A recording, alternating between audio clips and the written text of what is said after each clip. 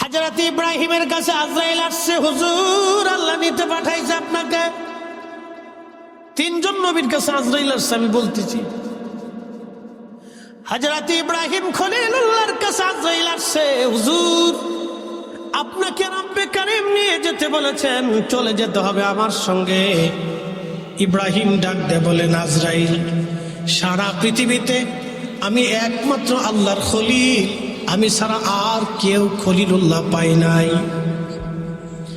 এই খলিলুল্লাহ উপাধি আমি ছাড়া আর এই বর্তমান পৃথিবীতে কেউ নাই। তুমি আল্লাহরে যা বলো, তুমি আল্লাহকে যা বলো, কেউ কি খলিলের জান কবজ করেনি? একসাথে বলবেন আল্লাহু আকবার।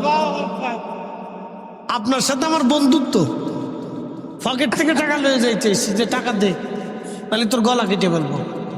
কারণ আপনি বলেন যে ফরিদি সাহেব, এই নি দুস্থ, এই নি বন্ধুত্ব। কোন বন্ধু কি বন্ধুর পকেট মারতে পারে? কোন বন্ধু কি বন্ধুর গলায় ছুরি ধরতে পারে? তো ইব্রাহিম আলাইহিস সালাম আজরাইলকে বলতেছে, তুমি আল্লাহরে যা বলো, আমি ছাড়া তো আর খলিল কেউ নাই। তা আল্লাহর যেহেতু খলিল, আমি আল্লাহর দুস্থ, আল্লাহর বন্ধু। তো বন্ধু কি বন্ধুর জান কবজ করে নি? আল্লাহরে জিজ্ঞাও, আল্লাহরে জিজ্ঞাও, বন্ধু কি বন্ধুর জান কবজ করেনি? হযরত আজরাইল আবার চলে গেছে, ইয়া রাব্বি, আপনার খলিল আপনাকে বলেছে বন্ধু কি বন্ধুর জান কবজ করেনি। আল্লাহ ডাক দেখায়, আজরাইল আবার খলিল রে যায় বলো, বন্ধু বন্ধুকে ডাকলে কি বন্ধু না আসেনি?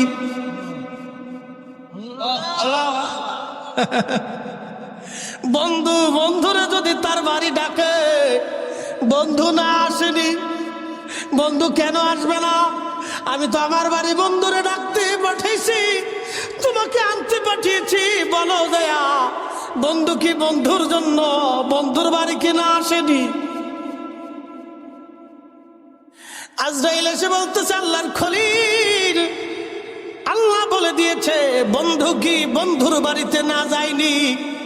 বন্ধু বন্ধু ডাকার পরে, বন্ধু বন্ধুকে নেওয়ার জন্য লোক পাঠানোর পরে, কোন বন্ধু কি বন্ধুর বাড়িতে না যাইতে চায়নি।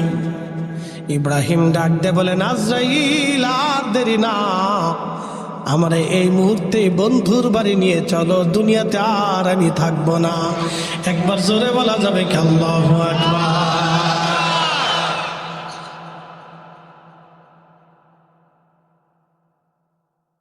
কষ্ট হইতেছে আপনাদের? আল্লাহ আমাদের কাছে আজরাইল পাঠাবে। কাদের কাছে? জোরে বলেন, আরো জোরে বলেন। আমাদের আগে যারা ছিলেন তারা চলে গেছে না? সবার কাছে আজরাইল আসছে। আমাদের মধ্যে দুই শ্রেণী, এক শ্রেণী বুজুর্গ আর এক শ্রেণী নাফরমান। বুজুর্গ শ্রেণী যারা, তাদের কাছে আজরাইল এসে ডাক দিবে, ইয়া আইয়াতুহান নাফসুল মুতমাইন্নাতু ইরজিই ইলা রাব্বিকি রাদিয়াতাম মারদিয়া। হে নফসে মুতমাইন্না, একসাথে বলবেন আল্লাহু আকবার। হে নফসে মুতমাইন্না, প্রশান্ত আত্মা, নামাজ পড়েছো, রোজা রাখছো, হজ করছো, যাকাত দিছো, জিকির করেছো, দোয়া করেছো, ক্ষুধার ভয়ে চোখের পানি ফেলেছো, রাসূলের ইশকে নিজের জীবন করেছো তুমি। হে নফসে মুতমাইন্না, ইরজিই ইলা রাব্বিকি রাদিয়াতাম মারদিয়া। তুমি আল্লাহর সন্তুষ্টির দিকে চলে আসো, আমি আল্লাহর রাজির দিকে চলে আসো। একসাথে বলা যাবে কি আল্লাহু আকবার? না না, আরো জোরে বলেন আল্লাহু আকবার। এই আল্লাহ ডাক দিবেন, নদখুলি ফি ইবাদি ফাদখুলি ফি ইবাদি ওয়াদখুলি জান্নাতি। হে নফসে মুতমাইন্না, হে বুজুর্গ, হে আমার ওলি, তুমি চলে আসো, আমি আল্লাহর সন্তুষ্টির দিকে চলে আসো, আমি আল্লাহর কাছে চলে আসো। আমার ইবাদত গুজার বান্দারা যেখানে ঘুমায় ওই জান্নাতের মধ্যে তুমি চলে আসো। এই জন্য অলি বুজুর্গ যারা, তাদের কবরটাকে আল্লাহ জান্নাতের টুকরা বানায় দেয়, জান্নাতের বাগান বানায় দেয়। একসাথে বলা যাবে কি মারহাবা। অলি ইন্তেকালের পরে আকাশ কাঁদে, জমিন কাঁদে, মাছ কাঁদে, গাছ কাঁদে, পশু কাঁদে, পাখি কাঁদে, মানুষ কাঁদে, কুল মাখলুক কলি অলিদের ইন্তেকালের পরে চোখের পানি ফেলে ফেলে তারা কান্না করতে থাকে আর বলে, রাব্বি জমিন থেকে তুমি তোমার অলি নিয়ে চলে গেলা, অলি নিয়ে চলে গেলা, অলি নিয়ে চলে গেলা, অলি নিয়ে চলে গেলা।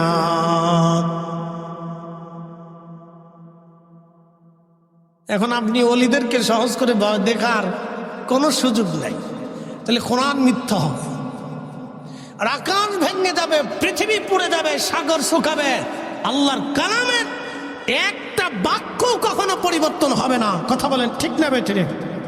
কখনোই না। এটা মনে রাখবেন সারা জীবন। এগুলি কোরআন কর্তৃক সাবিত, আল্লাহর কালাম কর্তৃক সাবিত।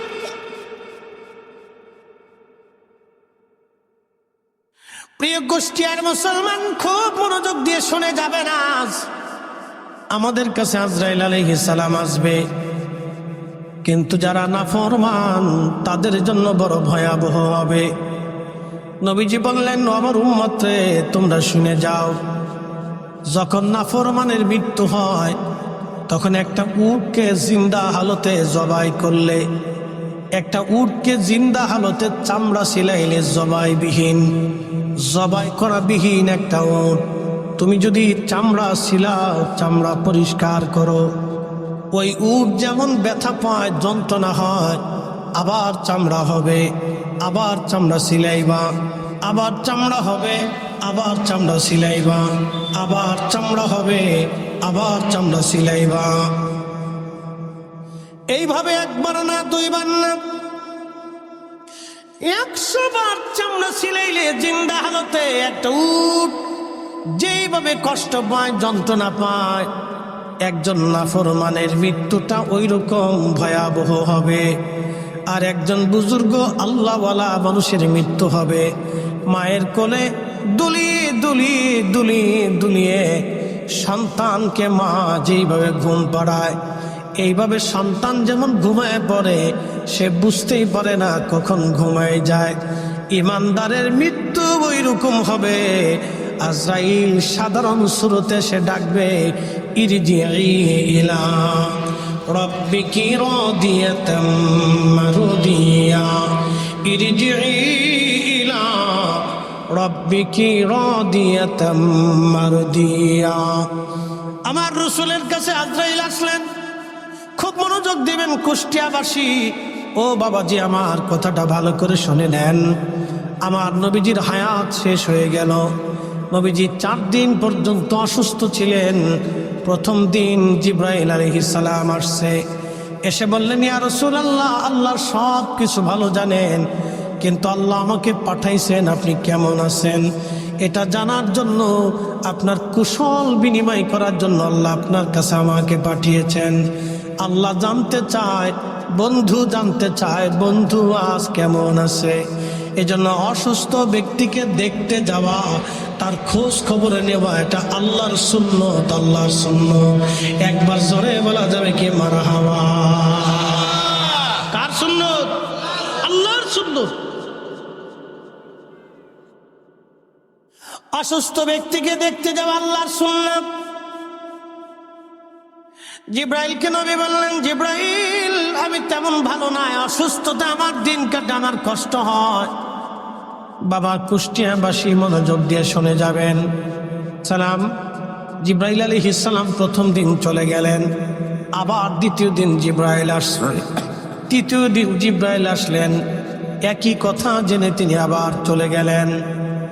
চতুর্থ দিন জিব্রাইল আলাইহিস সালাম একা আসেন নাই, জিব্রাইলের সাথে আমার আজরাইল আলাইহিস সালাম সাথে আসছে। যদি কোনোদিন মদিনাতে যান, মদিনায় মসজিদে নববীর পাশে রওজা মুবারকের বাম পাশে একটা দরজা আছে, এই দরজার নাম বাবে জিব্রাইল।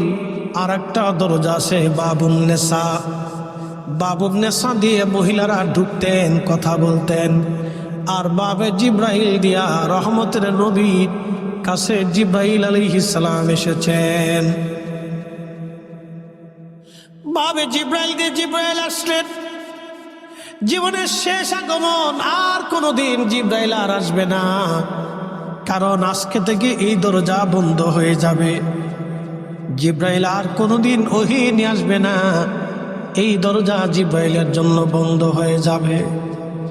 জিব্রাইল আসলেন, এসে নবীজিকে সালাম দিলেন, আসসালাতু ওয়াসসালামু আলাইকা ইয়া রাসূলুল্লাহ।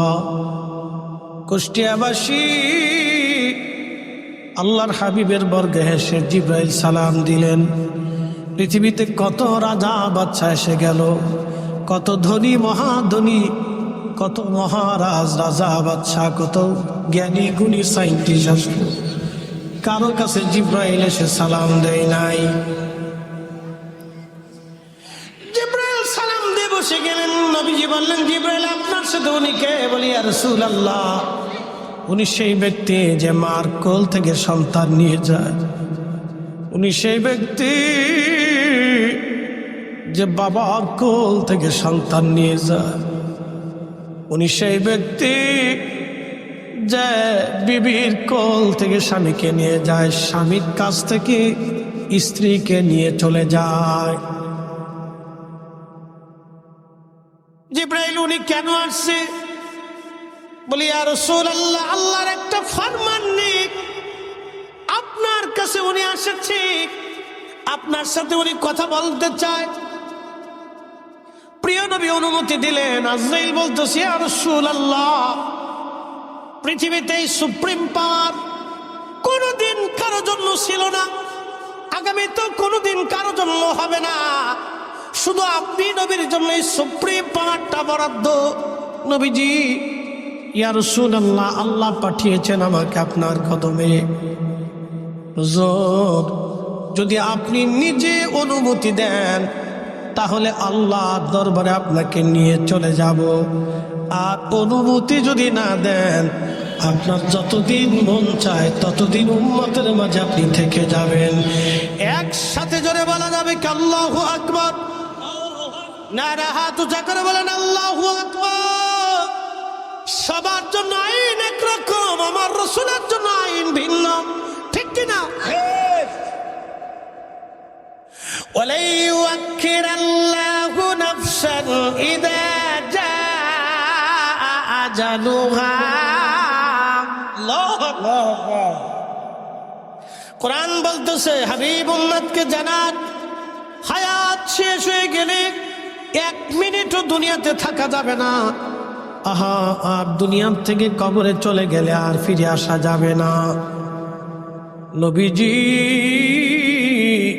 কোরআনের বিধান সবার জন্য একরকম, আমার রাসূলের জন্য এই বিধান অন্যরকম।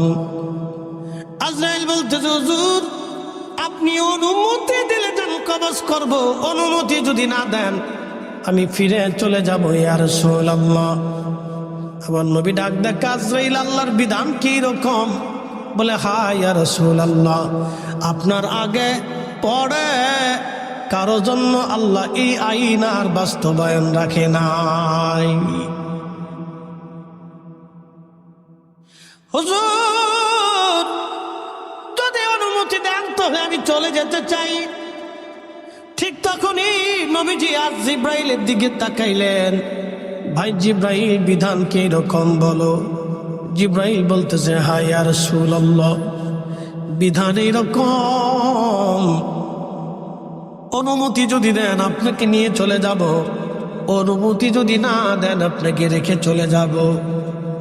তবে আমার মাশুক, আপনার মাশুক আল্লাহ, আপনার মালিক আল্লাহ বন্ধুর অপেক্ষায় আগ্রহী হয়ে বসে আছে। আপনার মালিক আল্লাহ বন্ধুর কাছে ফিরে যাবে, সেই জন্য আগ্রহী হয়ে বসে আছে হুজুর। তখনই নবীজি চোখের পানি ফেলে দিলেন। জিব্রাইল আর দেরি করো না, আমাকে নিয়ে চলো আল্লাহর দরবারে, আমি আর দুনিয়াতে আর থাকতে চাই না। আজরাইল এসে পবিত্র বক্ষ মোবারকে যখন হাত মারছে, নবীজি কেঁদে দিয়ে বলেন, আজরাইল কষ্ট হয়? বলে, হুজুর আল্লাহর কসম করে বলি, আপনার জান কবজের ব্যাপারে আল্লাহ আমাকে সতর্কতা জারি করে দিয়েছেন। পৃথিবীতে আপনার যেতে এত আসানে, এত আরামে আমি কারো জান কোনোদিন কবজ করি নাই নবীজি, আর আগামীতে কারো জান এত আসানে কবজ করব না ইয়া রাসূলুল্লাহ। আল্লাহ নবী ডাক দেয়, আজরাইল বড় কষ্ট হয়। নবীজি কে আজরাইল ডাকতে বলেন, হুজুর একটু ধৈর্য ধরতে হবে। আল্লাহর নবী চলে গেলেন আল্লাহর দরবারে। সারা মদিনাতে কান্নার রোল পড়ে গেল, নবী নাই, নবী নাই, নবী নাই, নবী নাই। মদিনার মানুষ কান্না করে, নবী নাই। সাহাবীরা পাগল পরা হয়ে গেলেন। হযরত ওমরের মতো সাহাবী, এত শক্তিশালী সাহাবী, কোষের মধ্য থেকে তলোয়ার টেনে, হাতের মধ্যে তলোয়ার নিয়ে মসজিদে নববীর বাহিরে এসে বলতেছে, মদিনাবাসী, যদি বলো রাসূল মরে গেছে, দেহ থেকে মাথা আলাদা করে ফেলবো। রাসূল মরে নাই, নবী মরতে পারে না। আবু বকর সিদ্দিক একমাত্র বয়োজ্যেষ্ঠ মুরব্বী সাহাবী এসে হযরত ওমরের হাত থেকে তলোয়ার নিয়ে বলেন, ওমরে শান্ত হও, ধৈর্য ধরো, রব্বুল আলামিন যার হায়াত দিয়েছে তার ইন্তেকাল অবশ্যই হবে। কুল্লু নফস, এমন কোন জীবন নাই, দাইকাতুল মউত, তার মরণের স্বাদ আস্বাদন করা না লাগবে। হযরত ওমর নিবৃত হলেন, বেলাল পাগল পড়া হয়ে গেলেন। আম্মা জান আয়েশা বলতেছিলেন, অন্দরমহলে আমরা রসুলের বিবি সাহেবাগণ যারা ছিল, আমাদের পবিত্রা সতী সাধবী তাহেরা তৈয়বা আম্মা জানরা যারা ছিলেন, তিনারা হুজরা মুবারকের মধ্যে বসে বসে তারা কাঁদতেছিলেন। একাধারে 3 দিন আমার নবীর জানাজা মুবারক হয় নাই। 3 দিন রওজা শরীফ যেখানে, এখানে নবীজিকে, এইখানে নবীজিকে রেখে দেওয়া হয়েছিল। একাধারে 3 দিন আল্লাহর নবীর পবিত্র জিসম থেকে আল্লাহর বেহেশতের ঘেরান আসতেছিল। একসাথে বলা যাবে কি আল্লাহু আকবার? না না না, আরো জোরে বলেন আল্লাহু আকবার। আহা হা, একাধারে 3 দিন নবীজির জিসম থেকে, মুবারক থেকে ঘেরান আসতেছিল। আল্লাহর নবীর কোনো জানাজা হয় না। ইমাম ইবনে কাসির আল বেদায়ের মধ্যে লিখতেছেন, নবীজির দলবদ্ধভাবে কোনো জানাজা হয় নাই, কারণ যিনি ইমামুল মুরসালিন, তার জানাজার নামাজের ইমাম কে হতে পারে?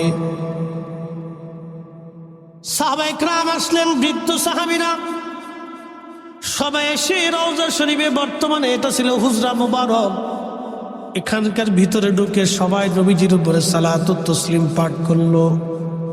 আল্লাহর নবীকে সালাম দিল, দুরূদ শরীফ পড়ে তারা চলে গেল। অন্যান্য সাহাবীরা আসলেন, দূরবর্তী সাহাবীরা আসলেন, সবাই দুরূদ শরীফ পড়ে পড়ে নবীজির কাছ থেকে বিদায় নিয়ে চলে গেল। এরপরে পুরুষদের মধ্যে যারা কিশোর যুবক ছিল তারা আসলো, দুরূদ সালাম পড়ে তারাও চলে গেল। এরপরে শিশুরা আসলো, আহা, তারাও নবীজির রওজার, বর্তমানে রওজা শরীফ, এইখানে নবীজিকে শুয়ে রাখা হয়েছিল জিসম মুবারক। আল্লাহ, শিশুরা এসে নবীজির উপরে সালাতু সালাম পড়ে চলে গেল। এরপরে সব পুরুষ চলে যাওয়ার পরে নারীরা আসলো। নারীরা এসে আল্লাহর হাবিবের বরগাহে নবীজির পাশে দাঁড়ায়া সালাতু সালাম পড়ে তারাও চলে গেল। সমস্ত নারীরা সালাতু সালাম পড়ে চলে গেল। আগে আম্মা জানরা আসলেন। আম্মা জানরা আহলু বাইতিন নবী যারা ছিলেন, তারা সালাতু সালাম পাঠ করে তারা চলে গেল। এরপরে অন্যান্য নারী সাহাবীরা আসলেন, মদিনার আনসারী মুহাজিরি নারীরা আসলেন, সালাতু সালাম পরে তারাও চলে গেল। 3 দিন পর্যন্ত নবীজির জিসম মুবারক মাটির উপরে। নবীর একটা উট ছিল, উটের নাম কাসওয়া। যে কাসওয়া নবীজির সাথে আল্লাহর জান্নাতে চলে যাবে, একসাথে বলা যাবে কি মারহাবা। বনের যত পশুগণ ভক্তি করতই 2 চরণ, মেঘমালা ছায়া দিত গায় গো নবীজি, আপনাকে দেখিবার মনে চায়, আপনাকে দেখিবার মনে চায় গো নবীজি, কোন সাধনে পাইব তোমায়। কুষ্টিয়াবাসী আল্লাহর নবী নাই, হাসান হুসেইন পাগল পরা হয়ে গেল, নানা নানা বলে বলে সারা মদিনা ভরে ভরে তারা কাঁদতে লাগলো। ফাতিমাতুজ জাহরা রাদিয়াল্লাহু আনহা কান্দে, হযরত আলী কান্দে। সারা মদিনায় 3 দিন পর্যন্ত সব চলল। নবীর কাসওয়া উট একাধারে 3 দিন পর্যন্ত খাবার বন্ধ করে দিল। কাসওয়া খায় না রে। আপনারা দেখবেন উট যখন কান্না করে তখন মানুষের মতো জোরে জোরে চিৎকার মেরে মেরে কান্না করে। কাসওয়া উট কানতেছে 3 দিন একাধারে সে কানলো, তার কান্না বন্ধ হয় নাই। চোখ বেয়ে উটের পানি পড়তে লাগলো। তারে সবাই নিয়ে খাবার দেয়, কাসওয়া খায় না। পানি নিয়ে দেয়, কাসওয়া পানিও পান করে না। আল্লাহর নবীকে যে সময় দাফন করা হলো রওজা শরীফে, সব সাহাবী নবীজিকে রেখে চলে আসছে। কাসওয়া উট সহ্য করতে না পেরে বিরহ বেদনা, নবী প্রেমের বিরহ বেদনা বেদনা, রসুল প্রেমের বিরহ বেদনা কাসওয়া উট সহ্য করতে না পেরে দৌড়াইয়া দৌড়ে একটা কুয়ার মধ্যে ঝাঁপিয়ে পড়ে কাসওয়া উট দুনিয়া থেকে বিদায় নিয়ে চলে গেল। নবী বলেছিলেন এই কাসওয়া আমাকে ভালোবাসে। রসুল বলেছিলেন এই কাসওয়া আমাকে ভালোবাসে। আমি নবী কাসওয়াকে নিয়ে হাসরের ময়দানে তার পিঠে চড়ে জান্নাতে, কাসওয়াকে নিয়ে আমি নবী জান্নাতে চলে যাব। চিৎকার মেরে জোরে বলেন না ইয়া রাসূলুল্লাহ। হে রাসূল তোমায় ভালোবাসি, অন্তরে শুধু মুখে নয়, জান্নাতের আশা নয় হে রাসূল, জাহান্নামকেও ডরি না। তোমায় পাওয়ার আশায় মন ছুটে যায় মদিনায়, তোমায় পাওয়ার আশায় মন ছুটে যায় মদিনায়। এ আশিকে দিদার দাও না,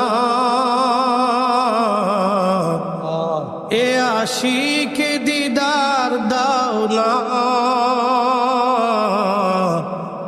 আর দূরে থাকিও না।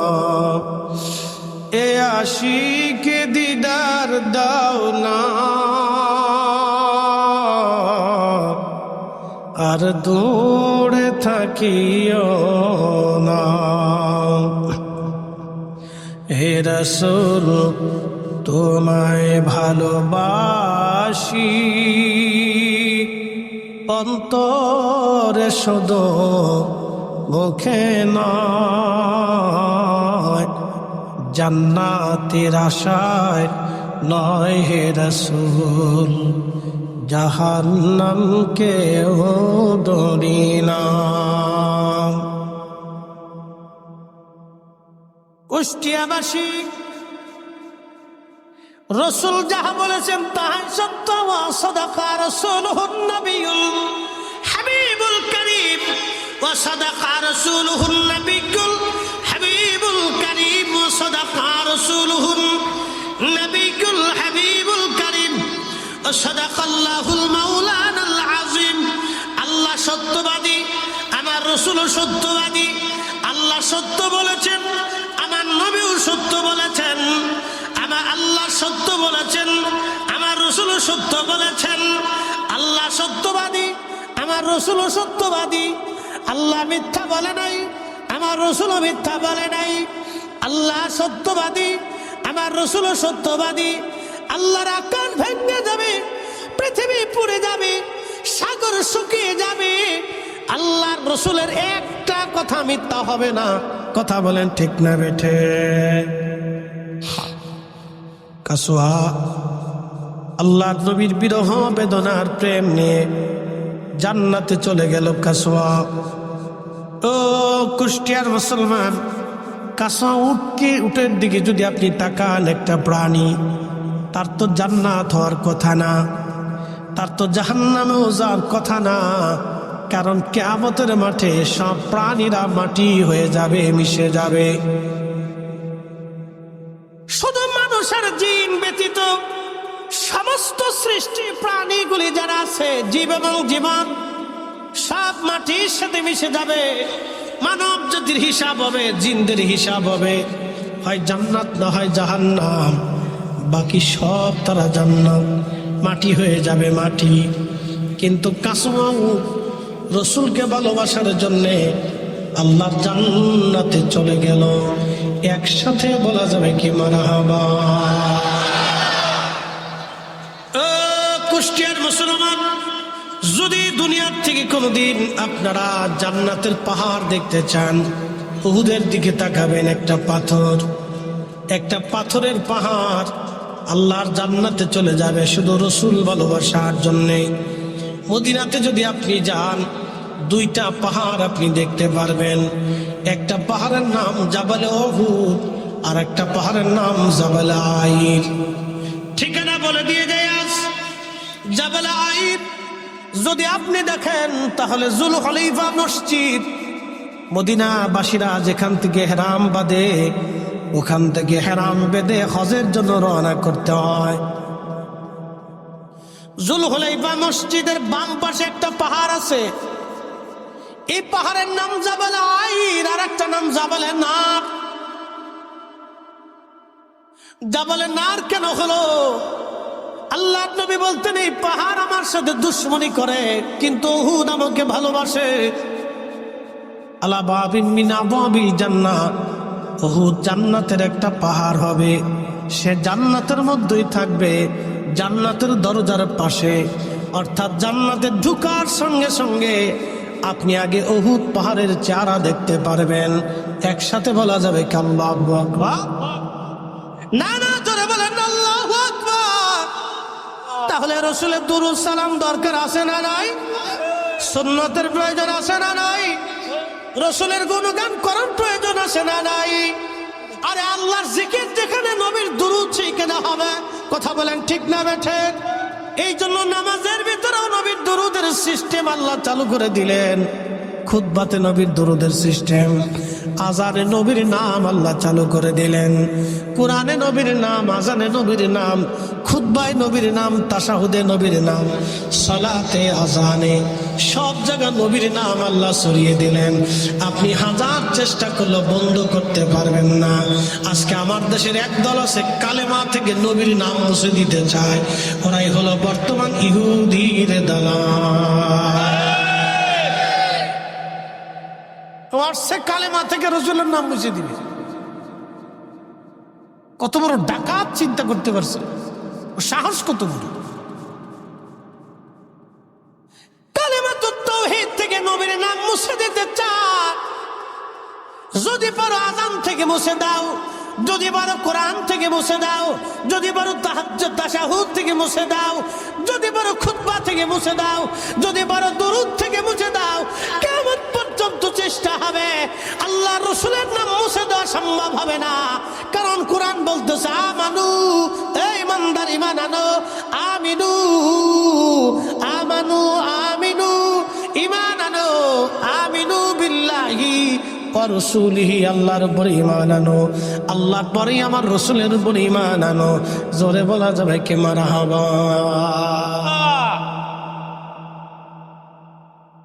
আসছে কালেমার থেকে নবীর নাম মুছে দিবে, বেদাত আর শিরিকের মশলা টানছে। কত বড় ফাজিল কোথাকার, একটা লিমিট থাকা প্রয়োজন। মদিনাতে দুইটা পাহাড়, একটা উহুদ আর একটা আইর। আইরের আর একটা পরিচয় জাবালে নার, জাহান্নামের পাহাড়। আর শুনে যাবেন, নবীজি হিজরত করা শুরু করলেন মদিনার থেকে।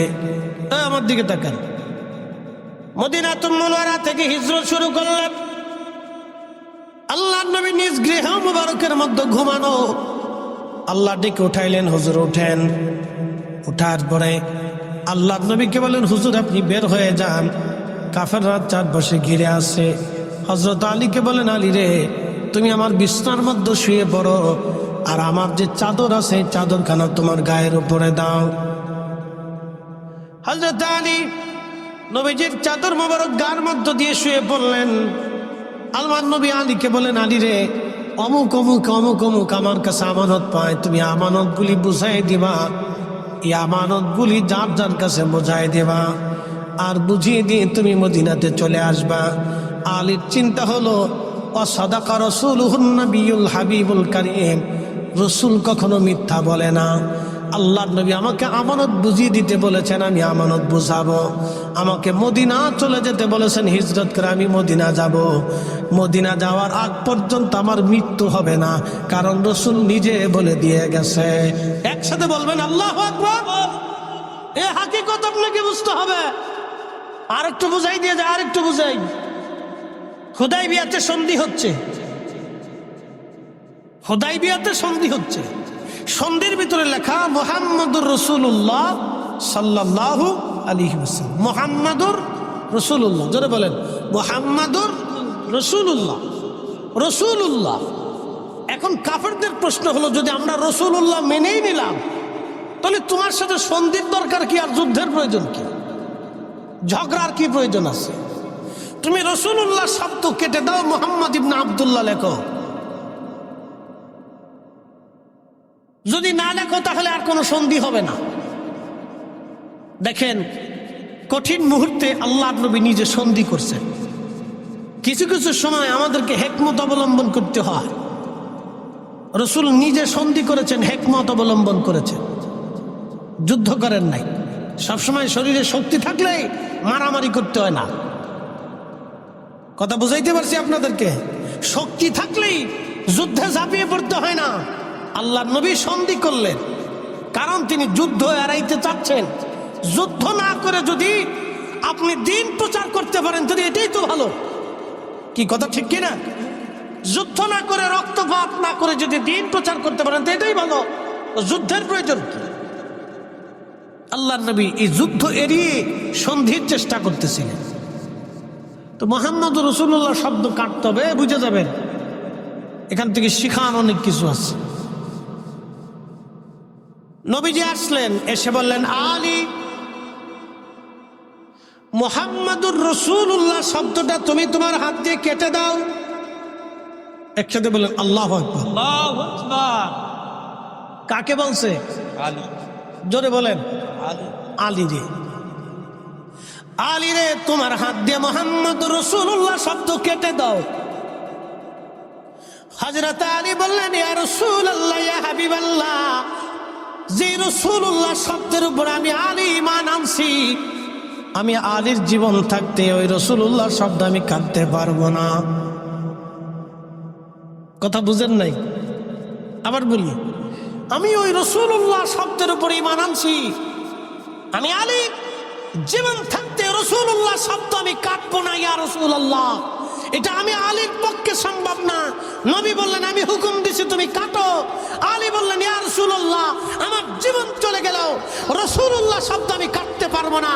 একসাথে বলা যাবে আল্লাহু আকবার। জোরে বলেন, জোরে বলেন আল্লাহু আকবার। এটার নাম রাসূল প্রেম। কথা কোন ঠিক না বেটে? এটার নাম কি? জোরে বলেন। হুকুম কাটতে হুকুম দিছে আল্লাহর নবী নিজে, কেটে দাও। হযরত আলী বলতেছেন আমি পারবো না, কারণ যে ঈমান আমি যার উপর ঈমান এনেছি ওই শব্দ আমি কেটে দিতে পারবো না। আমি যেই শব্দের উপর ঈমান এনেছি ওই শব্দ আমি আলীর পক্ষে কাটা সম্ভব না। একসাথে বলবেন আল্লাহু আকবার। রাসূলুল্লাহ আমাদের ঈমান, রাসূল আমাদের কি? না, একসাথে বলেন রাসূল আমাদের কি? জোরে বলেন রাসূল আমাদের কি? আরো জোরে বলেন রাসূল আমাদের কি?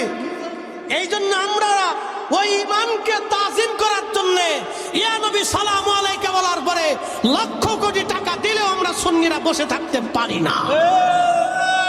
আপনি বসে থাকলে থাকতে পারেন, কিন্তু আমরা পারবো না। ওটা আপনার ইচ্ছা, বসবেন না দাঁড়াবেন সেটা আপনার ইচ্ছা, কিন্তু আমি পারবো না। কি কথা বলেন, ঠিক কিনা? যদি ইয়া নবী বলেন তাহলে দাঁড়াবো, আর যদি না বলেন তাহলে সে ভিন্ন কথা।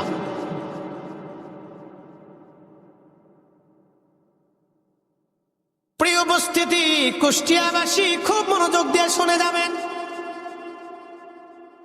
আল্লাহর নবীজি হযরত আলী নামটা কাটেন নাই, নবী নিজে কাটলেন।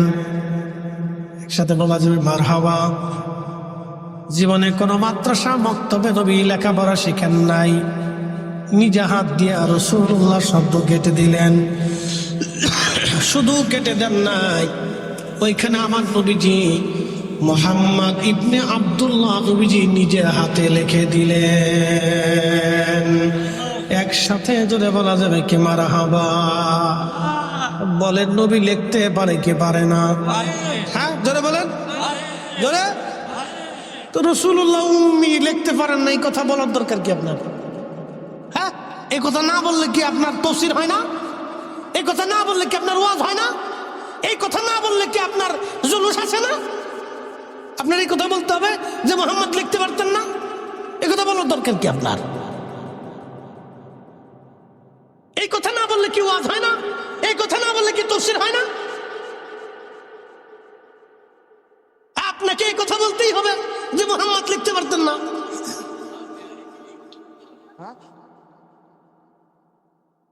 প্রিয় মুসলমান, খুব মর্যাদাবান কুষ্টিয়াবাসী, আল্লাহর নবী নিজে হাতে লিখে দিলেন মুহাম্মদ ইবনে আব্দুল্লাহ। একসাথে বলা যাবে না আল্লাহু আকবার। নবী লিখতে পারে? পারে। হাত উঁচা করে বলেন পারে, যারা বলেন পারে। কিন্তু সহসা লিখতেন না, সহসা লিখতেন না। কারণ তিনি যদি নিজে লিখতেন তাহলে কাফেররা বলতো এই কোরআন রাসূলের নিজের লেখা। কি কথা কন না কেন? এই জন্য তিনি সহজে লিখতেন না। আপনাকে হেকমত বুঝতো। খালি আজারে বাজারে কথা বলিয়া ফ্যাসাদ বাঁধানোর তো কোনো দরকার নাই। কি কথা ঠিক কিনা? এগুলো তো প্রয়োজন নাই। আর এক দল আইছে, উনি লা ইলাহা ইল্লাল্লাহর পরে মুহাম্মদুর রাসূলুল্লাহ উনি কাটিয়ে ফেলবে। মসজিদে লেখা ওখান থেকে কাটবে, মাদ্রাসার দরজাতে লেখা ওখান থেকে কাটবে। কে তোমাকে আল্লাহ দুনিয়াতে পাঠাইছে এই মুহাম্মদুর রাসূলুল্লাহ শব্দ কাটার জন্য? শয়তান কোথাকার! তোকে আল্লাহ দুনিয়াতে পাঠাইছে হারাম বন্ধ করার জন্য, জুলুম বন্ধ করার জন্য, সুদ বন্ধ করার জন্য, ঘুষ বন্ধ করার জন্য, অন্যায় বন্ধ করার জন্য। আল্লাহলি মোসামতি যতদিন শেষ না হবে ততদিন এই দেশে আল্লাহর দ্বীন প্রতিষ্ঠিত করা সম্ভব হবে না। কথা বলুন ঠিক না ঠিক? আপনি যতই চেষ্টা করেন, লাফালাফি করেন, কাজ হবে না। 18 কোটি মুসলমান, তাতে কি হয়েছে? কিচ্ছু হবে না। 500 টাকা দিলে এদেশের অন্তত 10 কোটি মুসলমান আছে, 500 টাকা দিলে ভোট চেঞ্জ করে ফেলে রাত্রে। আপনি ঠিক করলে ঠিক, না ঠিক করলে ঠিক। 500 টাকা মাইনে দিবেন, জায়গা মতো দেখবেন যে রাত্রিবেলায় ভোট চেঞ্জ হয়ে গেছে। সারা মাস ভরে চিল্লেছে, সারা মাস ভরে চিল্লেছে, ধানের শীষ, ধানের শীষ, ধানের শীষ, লাঙ্গল লাঙ্গল। পরের দিন সকালবেলা ভোটে মেরে দিচ্ছে, 500 টাকা দিছে, মেরে দিচ্ছে। যাও,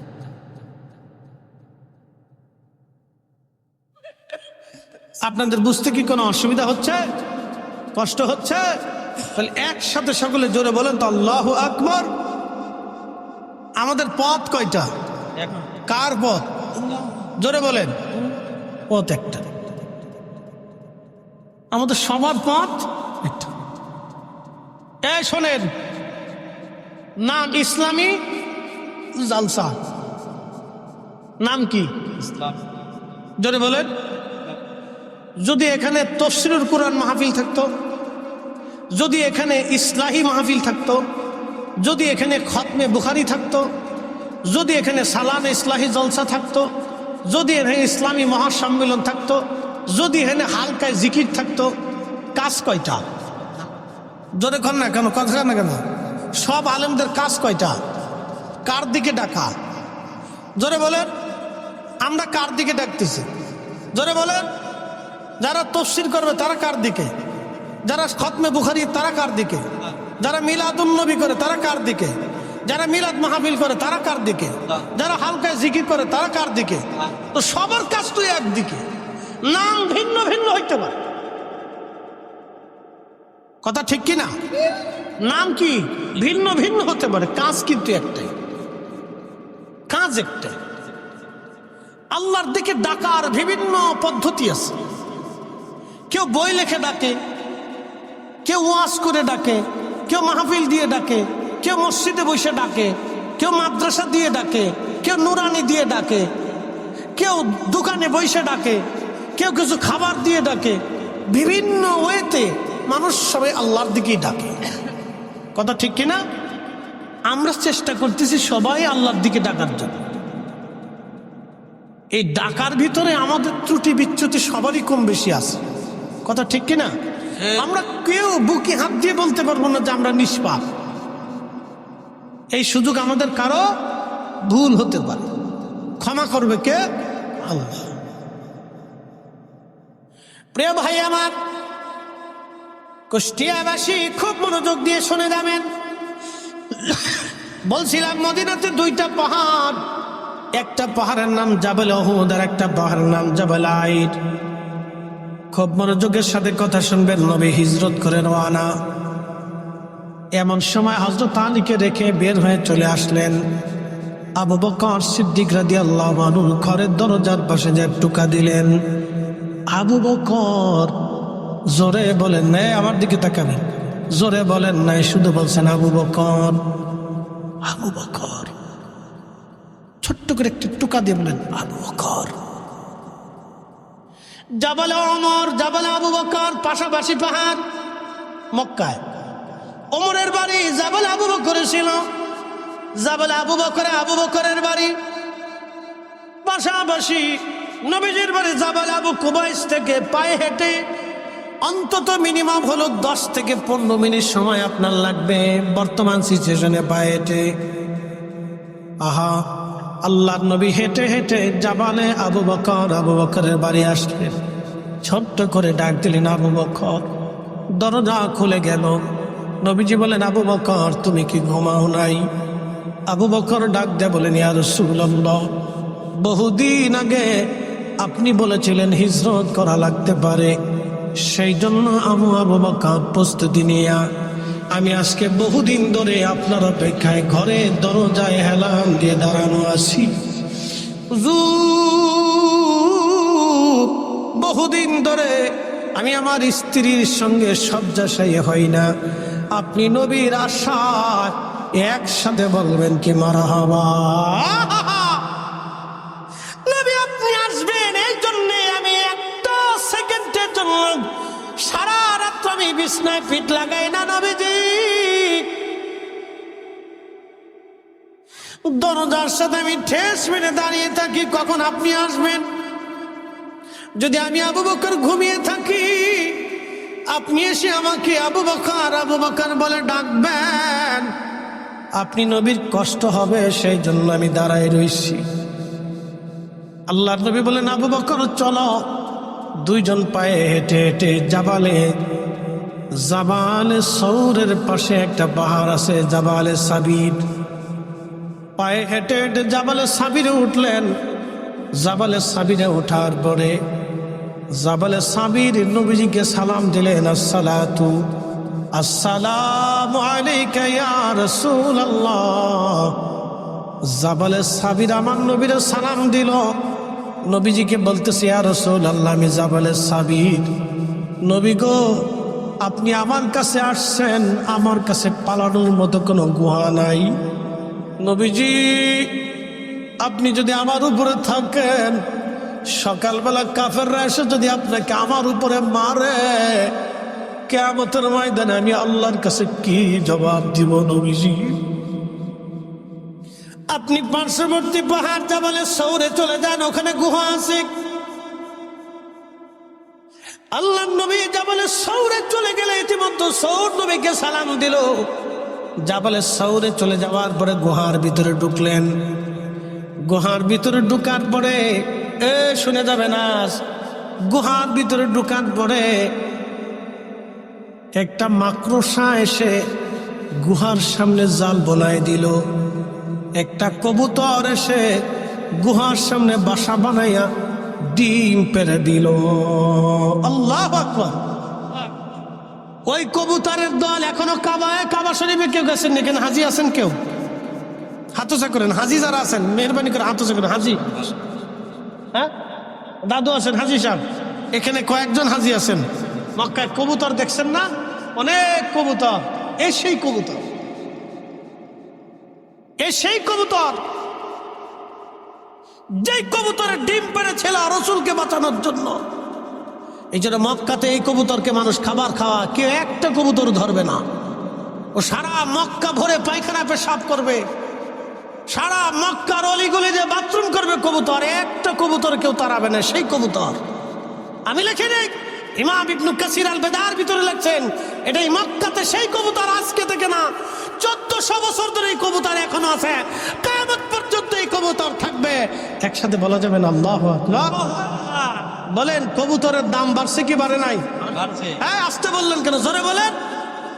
নবী ইজ্জত করার জন্য কবুতরের দাম বাড়ছে কি বাড়ে নাই? তাহলে আপনারা করলে আপনাদেরও দাম বাড়বে। খালি বেদাত বেদাত কে চিল্লেন না, শুধু বেদাত বেদাত কে চিল্লেন না। জীবনে বহুত চিল্লাইছে, চিল্লি বাদ দেন। মুক্তি পাইতে হলে রসুলকে ভালোবাসতে হবে, তাজিম করতেই হবে।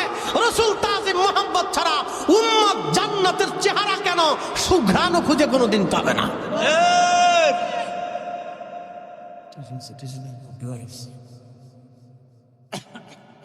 এই সেই কবুতর এখনো আছে, ডিম পাড়ি দিল। আল্লাহ নবী গুহার ভিতরে ঢুকলেন। অনেকগুলি সাপের গর্তের মতো ছোট ছোট গুহার ভিতরে ছোট ছোট গর্ত।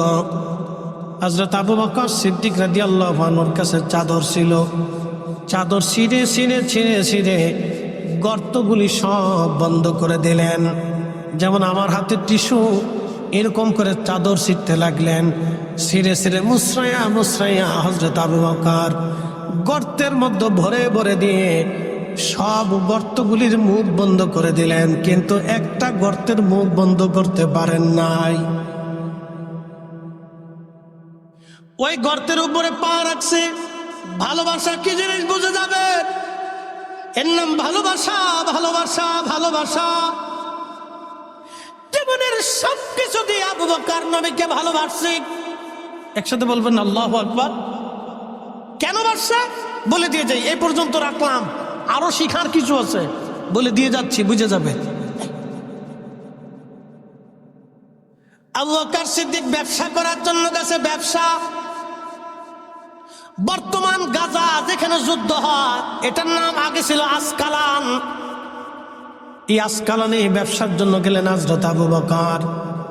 তখন এই অঞ্চলটাকে শাম বলা হতো, বর্তমান সিরিয়া, ফিলিস্তিন, এই যে এরপরে আপনার জর্দান, এরপরে লিবিয়া, লেবানন, এই পুরা অঞ্চলটাকে আগে শাম বলা হতো। এই শামের সমুদ্র বন্দর ছিল বর্তমান গাজা। এই গাজাটা সমুদ্র কিনারবর্তী এলাকা, একটা বড় ব্যবসায়িক কেন্দ্র ছিল এখানে। সারা পৃথিবী থেকে জাহাজ ভরে ভরে পণ্য সামগ্রী নিয়ে মানুষেরা এখানে আসতো। আরবরা এখান থেকে পণ্য সামগ্রী কিনে কিনে সারা আরবে রন্ধে রন্ধে ছড়ায় যেত। হযরত আবু বকর গেলেন এখানে ব্যবসা করার জন্য। ব্যবসা করার জন্য তিনি যখন গেলেন, যাওয়ার পরে রাত্রিবেলা ঘুমিয়ে আছেন, স্বপ্ন দেখতেছে আকাশের একটা চাঁদ এবং সূর্য এসে হযরত আবু বকরের কোলের মধ্যে চলে আসছে। আবু বকর চাদর দিয়ে ওই চাঁদ আর সূর্যকে জড়িয়ে ধরে বুকের মধ্যে জড়িয়ে ধরে রেখেছে। যারা স্বপ্ন দেখেন, স্বপ্নের মাসালা বলে দিয়ে যাচ্ছি। স্বপ্নের মাসালা আবার কি জীবনে শুনেন নাই, আজকে শুনে যাবেন। স্বপ্নেরও মাসালা আছে। কোরআনে আল্লাহ স্বপ্নের কথা বলছেন সূরা ইউসুফে। সূরা ইউসুফে স্বপ্নের কথা আল্লাহ নিজে বলেছেন। সূরা ইউসুফ সহিহ বুখারীতে কিতাবুর রুজ্জা, সহিহ মুসলিমে কিতাবুর রুজ্জা। বিরাট স্বপ্নের উপরে আল্লাহর নবীর অনেক হাদিস আছে। যদি কোনোদিন ভালো স্বপ্ন দেখেন মানুষের কাছে বলবেন, খারাপ স্বপ্ন দেখলে সবার কাছে বলবেন না। যারা ভালো তাবির পারে তাদের কাছে বলবেন, নতুবা বলবেন না। কারণ খারাপ স্বপ্ন যদি আপনি দেখেন, যদি বলে দেন, তাহলে যিনি তাবির করবেন তিনি যাহা তাবির করবে তাই একটা নসিবে হবে। এটা সূরা ইউসুফ থেকে, তাফসীর থেকে বিশদ এই ব্যাপারে আলোচনা আসছে। আমি ওদিকে যাব না, কারণ এই বিষয়ের উপর আলোচনা করলে আমি আমার মূল থিম থেকে, চিন্তা থেকে অন্যদিকে চলে যাব। তো মনোযোগ দিয়ে, হযরতে আবু বকর সিদ্দিক যদি খারাপ স্বপ্ন দেখেন তো কি করবেন? খারাপ স্বপ্ন যদি আপনি দেখেন তাহলে বাম দিকে 3 বার থুতু ফেলবেন। বাম দিকে 3 বার থুতু ফেলে আপনি ডান কাঁধে শুয়ে পড়বেন, আউযু বিল্লাহি মিনাশ শাইতানির রাজিম বলে ডান কাঁধে আপনি শুয়ে পড়বেন।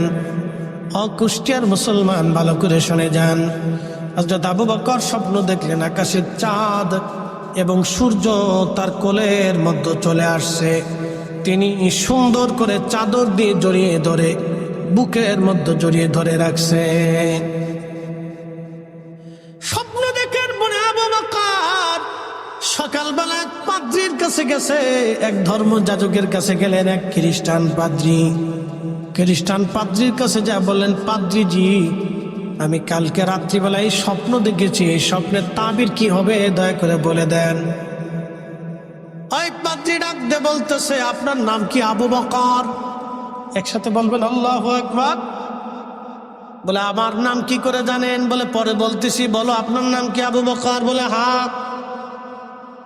আপনার বাড়ি কি মক্কায়? বলে হ্যাঁ। আপনি কি কুরাইশি? বলে হ্যাঁ। বলে আপনাদের দেশে একজন নবী আসছে, তার নাম মুহাম্মদ? বলে হ্যাঁ। বাবার নাম আব্দুল্লাহ? বলে হ্যাঁ। আমার নাম আমেনা? বলে হ্যাঁ। তিনি কি জীবনে মিথ্যা বলেছে? বলে না। একসাথে বলবেন আল্লাহু আকবার। হয় না, হয় না, বলে যান, বুঝে যান আজকে রসুল কি জিনিস বুঝার দরকার। কেউ যদি বলে আল্লাহ রসুল জীবনে ভুল করছিল, বুঝবেন ও ডাহা শয়তান। দুনিয়ার থেকে আজাজিল যদি দেখতে চান তো তার চেহারা দেখবেন, যদি আমার সাথে সুন্দর পাগড়িও থাকে আর দাড়িও থাকে, বুঝবেন এটা শয়তানের ভাই। এই কথা কর না কেন? নবীর ভুল হইলে কোরআনে ভুল হবে, রসুলের ভুল হতে পারে না। এই কথা কর না কেন? নবীর ভুল হলে কোরআনে ভুল হবে, মুসলমানের জিন্দেগিতে ভুল হবে, নবীর সুন্নতে ভুল হবে।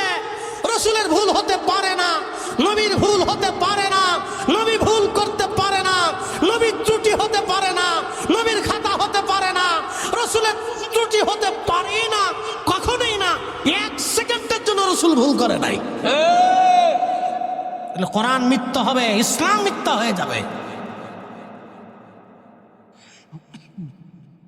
আপনাকে দিন বুঝে যেতে হবে, ইমান কি জিনিস সেটা বুঝে যেতে হবে। মুহাম্মদুর রাসূলুল্লাহ সাল্লাল্লাহু আলাইহি ওয়াসাল্লাম। হযরত আলী নামটা পর্যন্ত কাটে নাই, রসুল বলার পরও কাটে নাই, বলছে আমি এর উপরে ঈমান এনেছি। একসাথে বলবেন আল্লাহু আকবার। আমি এর উপরে কি এনেছি? ঈমান এনেছি। এজন্য বলছি আমি ওই নামের উপরে ঈমান এনেছি। আপনি আমাকে কোটি টাকা দিলে বসে থাকতে পারবো না, বসে থাকার সুযোগ নেই। প্রিয় উপস্থিতি, কুষ্টিয়াবাসী খুব মনোযোগ দিয়ে কথা শুনে যাবেন। বলে পাত্রী এত কিছু কি করে জানো? বলে আবু বকর আপনি কালকে রাত্রি যে স্বপ্ন দেখেছেন, এই স্বপ্নর কথা তাওরাত, জবুর, ইনজিলের মধ্যে লেখা আছে। একসাথে বলবেন মারহাবা। আপনি দ্রুত গতিতে মক্কায় চলে যান, এখানে আর থাকবেন না। আর এই স্বপ্নের কথা কারো কাছে বলবেন না আবু বকর, কারণ কট্টর ইহুদিরা যদি জানে তাহলে আপনার ক্ষতি করতে পারে তারা। দ্রুত গতিতে মক্কায় চলে যাবেন, ওই নবীর উপরে কালেমা পড়বেন।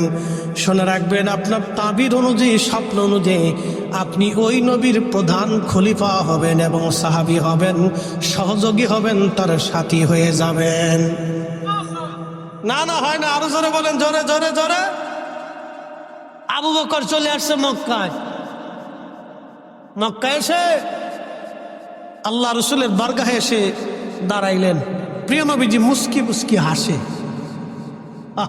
আল্লাহু আকবার। নবীজি কি করে? কথা কর না কেন? মুস্কি মুস্কি। কারণ আল্লাহ রসুলের রাডারে ধরা পড়ে গেছে। হযরত আবু বকর বলে হুজুর একটা মুজিজা দেখান, আপনি নবী, তার প্রমাণ স্বরূপ একটা মুজিজা দেখান, একটা মুজিজা দেখান, একটা মুজিজা দেখান। হযরত আবু বকরকে নবীজি ডাক দিয়ে বলেন, আবু বকর রে, শামে ব্যবসার সময় রাতের আধারে স্বপ্ন দেখেছেন, চাঁদ আর সূর্য আপনার কোলের মধ্যে এসে গেছে। সকালবেলা পাদ্রী ওই স্বপ্নের তাবির করেছে, আমার কাছে আপনাকে আসতে বলেছে। এর চাইতে আর মুজিজা আপনি কি দেখতে চান? না না, জোরে বলা যাবে কি ইয়া রাসূলুল্লাহ? চিৎকার মেরে বলা যাবে কি আল্লাহু আকবার, আল্লাহু আকবার, আল্লাহু আকবার। শ্রেষ্ঠ নবী দিলাম রে তরিয়ে নিতে রোজাসরে, পথ না ভুলি তাই তো দিলে পাক কুরআনের বাণী। খুদা তোমার মেহেরবানি। কাজী নজরুল লেখছে, আন্ডার মেট্রিক, জীবনে কোনো মুহাদ্দিস না, শাইখুল হাদিস না, মুফতিও না। এত বড় মেধাবী সাহিত্যিক, প্রবন্ধ, কবি বাংলাদেশে আর কোনো মা জন্ম দিতে পারবে না, আর সম্ভব না। পুলাবন সাহিত্য বুঝে না কবিতা বুঝে? কবিতা তো পড়ানো বাদই দিয়ে ফেলছে, কারণ সব ফেসবুক বুঝে। মুফতি ফেসবুক, শাইখুল মুহাদ্দিসে ফেসবুক, বিরাট ফেসবুকে চিন্তাবিদ। কাজী নজরুল এক এক করে লিখতে লিখতে লিখতে লিখতে ৪৫০০ লিখে ফেললেন আমার নবীর নাম। একসাথে বলবেন না মারহাবা। ত্রিভুবনের প্রিয় মুহাম্মদ এলো রে দুনিয়ায়, রে সাগর আকাশ বাতাস দেখবি যদি আয়, রে সাগর আকাশ বাতাস দেখবি যদি ধুলির ধরা বেহেশত আজ জয় করিল দিল রে লাজ। আজকে খুশির ঢল নেমেছে ধূসর সাহারায়, রে সাগর আকাশ বাতাস আয়, রে সাগর আকাশ বাতাস দেখবি যদি আয়। আল্লাহুম্মা সাল্লি আলা জবান খুলে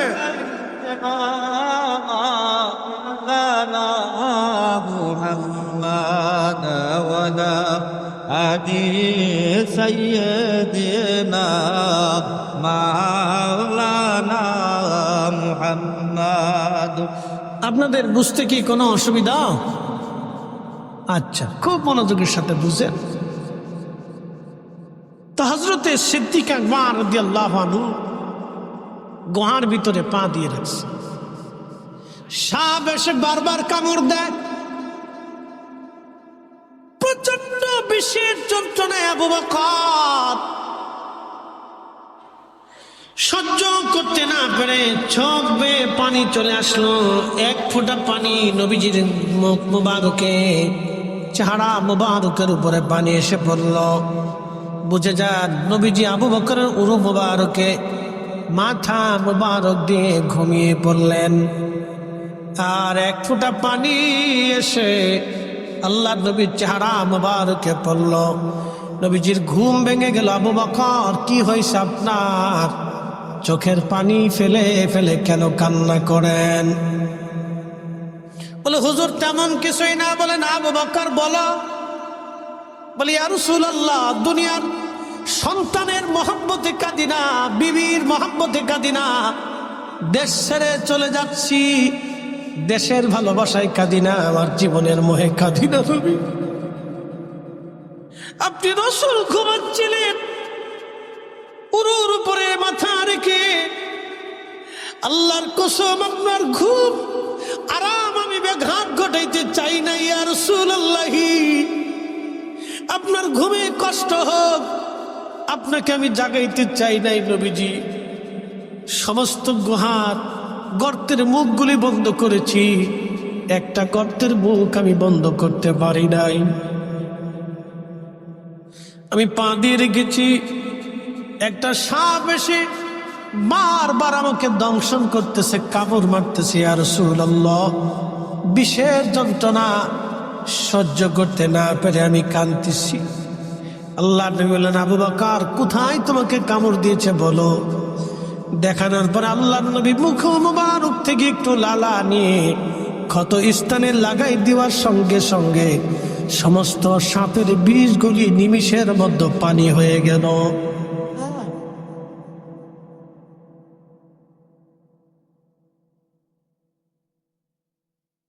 ও মুসলমান, রসুলকে নিজের মতো ভাবতে লজ্জা করে না? হ্যাঁ, শরম করা তো উচিত, একটু লজ্জা থাকা উচিত, সামান্য একটু লজ্জাবোধ থাকা উচিত।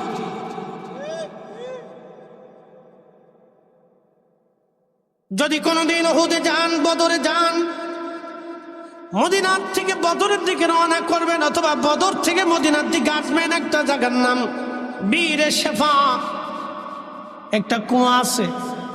70 জন নবী কুয়ার পানি পান করেছেন। এখানে একটা ছোট্ট মসজিদ আছে, 70 জন নবী মসজিদে নামাজ পড়েছে। তার মানে 7000 বছর ইতিহাস, 7000 বছর ধরে এই কুয়ার পানি কখনো শুকায় নাই। কিন্তু নবী বদর থেকে জিহাদ শেষে বিজয়ী বেশে যখন মদিনার দিকে আসতেছিলেন, তখন এখানে কুয়া থাকার কারণে আল্লাহ নবী নিজে তাবু গাড়লেন। তাবু গাড়ার পরে সাহাবীরা এসে বলল, হুজুর পানির আশায় তাবু গেড়েছি, কিন্তু কুয়ার মধ্যে কোনো পানি নাই, একেবারে শুকায়া চৌচির হয়ে গেছে ইয়া রাসূলুল্লাহ। আল্লাহ নবী আসলেন, কুয়ার পাশে দাঁড়াইয়া নিজের পবিত্র থুতু মুবারক কুয়ার মধ্যে নিক্ষেপ করলেন। আহা, কুয়ার ভিতর থেকে থুতু মুবারক লাগার সঙ্গে সঙ্গে শুকনা জায়গা জোয়ার এসে গেল। শুধু জোয়ার আসেই নাই, কুয়া ভরে গেল। 1450 বছর ধরে ওই কুয়ার পানি কোটি কোটি হাজিরা খায়, কিন্তু আজও পর্যন্ত কুয়ার পানি শুকায় নাই। একবার জোরে বলা যাবে আল্লাহু আকবার। বীরে শেফা, আমি পানিটা নিয়ে এসছি, জমজমের পানি, বীরে গাছের পানি, বীরে রোহার পানি, বীরে শেফার পানি, আরো অনেকগুলি কুয়া আছে মক্কা মদিনাতে। অনেকগুলি কুয়ার পানি নিয়ে আসছি, তা আনা তো যায় না, শুধু জমজম আনতে দেয়। তাও জমজম এখন বিমানে আনতে দেয় না, ওরা বাংলাদেশ থেকে বোতল দিয়ে দেয়। তো বোতল ভরে ভিতরে খুব সেভ করে কাগজপত্র এই আনুষঙ্গিক দিয়ে পেঁচিয়ে তারপরে আনছি, কাস্টমসে ঝামেলা করে। বীর এসে পান আল্লাহ রসুলের পবিত্র থুতু মুবারক ফালানোর সেই মুজেজার পানি এখনো আছে। পৃথিবীর কোন পানির সাথে এই পানির আপনি টেস্ট এক জায়গায় করতে পারবেন না। জমজমের পানির সাথে টেস্ট এক হবে না। সৌদি আরবের আরো যত কুয়া আছে, পানি আছে, এই কুয়ার সাথে এই কুয়ার পানির টেস্ট এক হবে না। একসাথে বলবেন আল্লাহু আকবার, বুঝে যাবে। থুতু মুবারক, থুতু মুবারকের বরকত মারার সাথে সাথে সাথে সাথে হযরত আবু বকরের সমস্ত বিষ শরীরের পানি হয়ে গেল। একসাথে বলেন আল্লাহু আকবার। না নাচতে হয়ে গেছে, যদি বলেন আছে আমরা নবীর মতো কি ডরাইতেছেন আপনারা? হ্যাঁ, কোরআনে বলছে ওই কথা, আপনি তাফসীর বুঝেন। কুল ইন্নামা আনা বাশার, হুজুর আপনি বলে দেন বাশারুম মিসলুকুম, আমি তোমাদের মতো মানুষ। এই আয়াত দিয়ে আল্লাহ কি বুঝিয়েছেন? আমি তাফসীর করলে তো হবে না, তাফসীর করেছেন মুফাসসিরে কোরআন রাইসুল জিনি। আরে কত ওয়াজের ইচ্ছা পোষণ আসতেছে, মানুষ আমি একা, এত ওয়াজের কথা বললে তো না। ঠিক আছে, ওই এক একজন এক এক ওয়াজ শুনছে না, সেই ওয়াজ শুনে সে আবেদন করতেছে। এটা হতে পারে, এটা মহব্বতের দৃষ্টিকোণ থেকে বলতে পারে, কিন্তু আমি কি সব ওয়াজ আজকে করা সম্ভব হবে? সব সম্ভব না। তো খুব মনোযোগ দিন। মিসলুকুম, আমি তোমাদের মতো।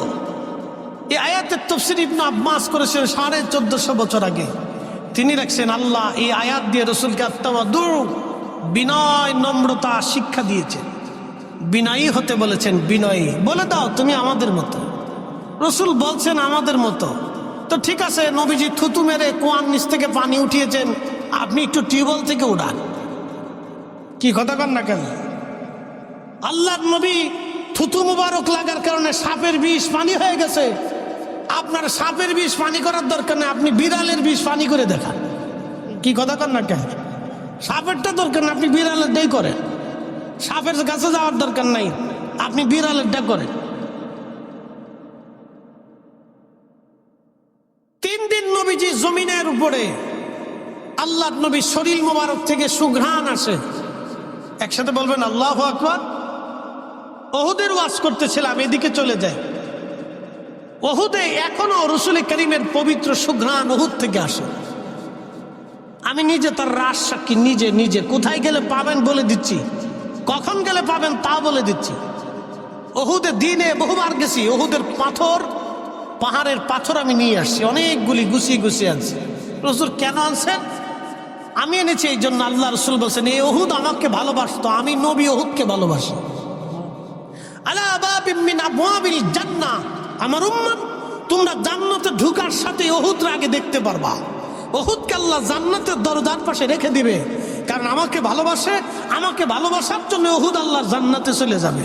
তো দুনিয়াতে জান্নাতের পাহাড় আছে ওহুদ, এই জন্য তো পাথরের সরকিল আর কি কিছু নিয়ে আসছি, বাড়িতে রেখে দিছি, যে জান্নাতের পাহাড়ের পাথর আমার ঘরে আছে, শুধু এতটুকু।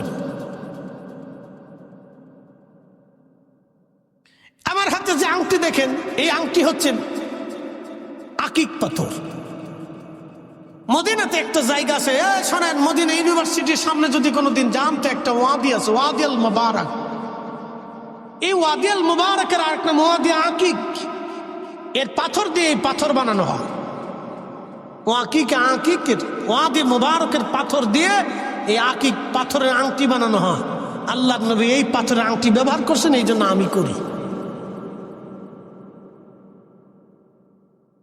বুঝতে পারছেন? সাহাবীরা করতেন, পৃথিবীর সমস্ত মুসলমান আলেম ওলামা ওই ওয়াদি মুবারকের এই পাথরের আংটি দিয়ে আংটি ব্যবহার করে। মুবারকময় পাথর। একসাথে বলবেন আল্লাহু আকবার। না না, আরো জোরে বলেন, জোরে বলেন। রসুলের জবানের কারণে একটা উপত্যকা মোবারক হয়েছে, নবী বলার কারণে উহুদ জান্নাতে চলে গেছে, রসুল বলার কারণে একটা উট জান্নাতে গেছে, নবী বলার কারণে একটা ইউস্তুন হান্নানা মরাকার জান্নাতে চলে গেছে, নবী বলার কারণে রসুল যেখানে নামাজ পড়তেন আসা যাওয়া করতেন ওই জায়গাটা রিয়াদুল জান্নাহ হয়ে গেছে। একসাথে বলা যাবে না আল্লাহু আকবার?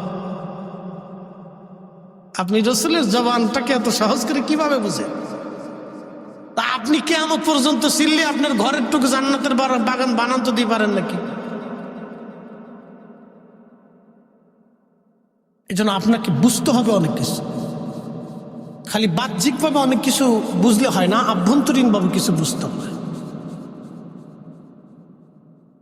প্রিয় উপস্থিতি, কুষ্টিয়াবাসী বহু ওয়াজ করে ফেলছি, আপনাদেরকে ওহুদে একটু নিয়ে চলে যাই, ওহুদে নিয়ে চলে যাব, মনোযোগ দেন। ওহুদে গেলাম, মদিনা থেকে ফিরে আসবো রাত্রিবেলা, দিনে গেলে হবে না, রাত্রে যাবেন। সব সময় যেতে দিতে পারে না ওরা, তার কাটা দিয়ে ঘিরে রাখে।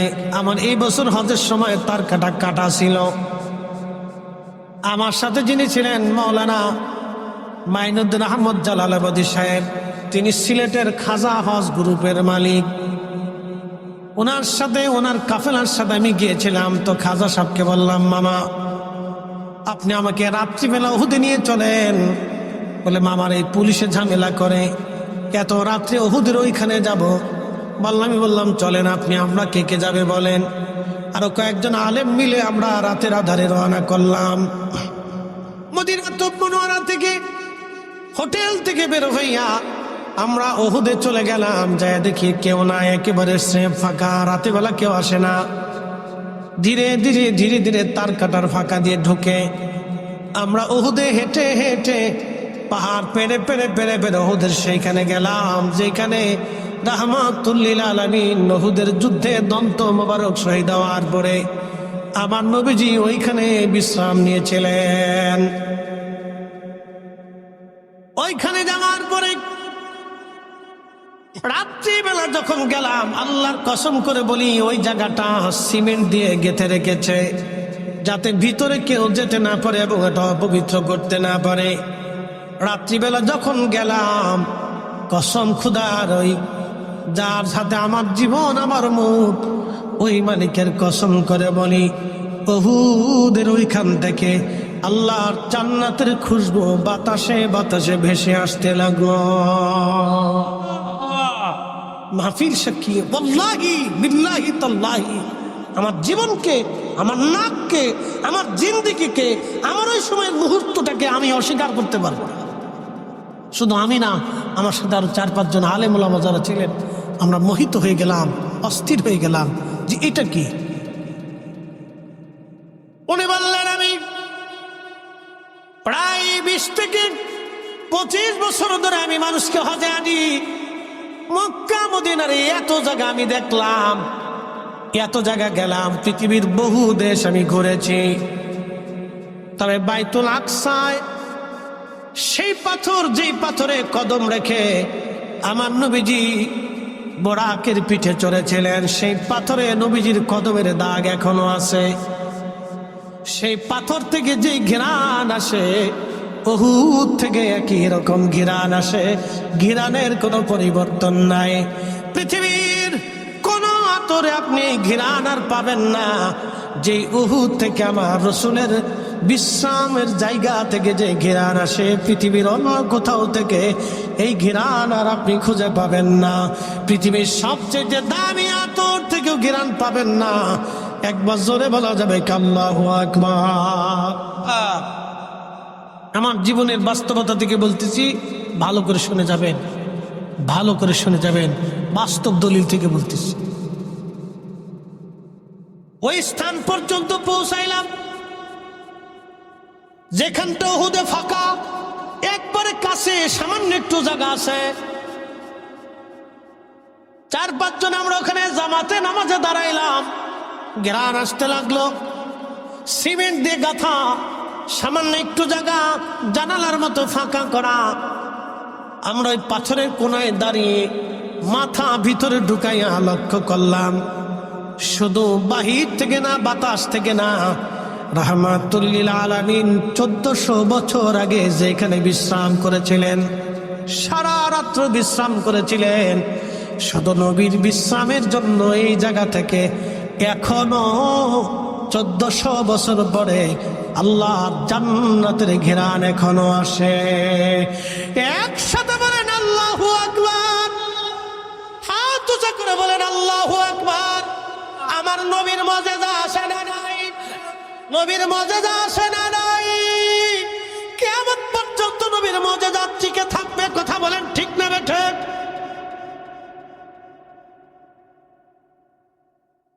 কিয়ামত পর্যন্ত নবীর মজেজা টিকে থাকবে।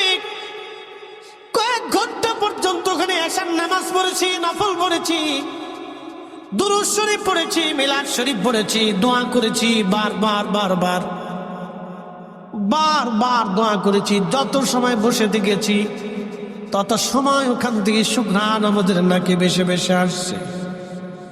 বাবা আজ আমার, মায়েরা আমার, বোনেরা আমার, ভাইরা আমার, বাস্তবতা থেকে আজ বলে গেলাম, আমার নিজের বাস্তবতা থেকে আজ বাস্তব আজ বলে গেলাম, পৃথিবী উল্টে যাবে।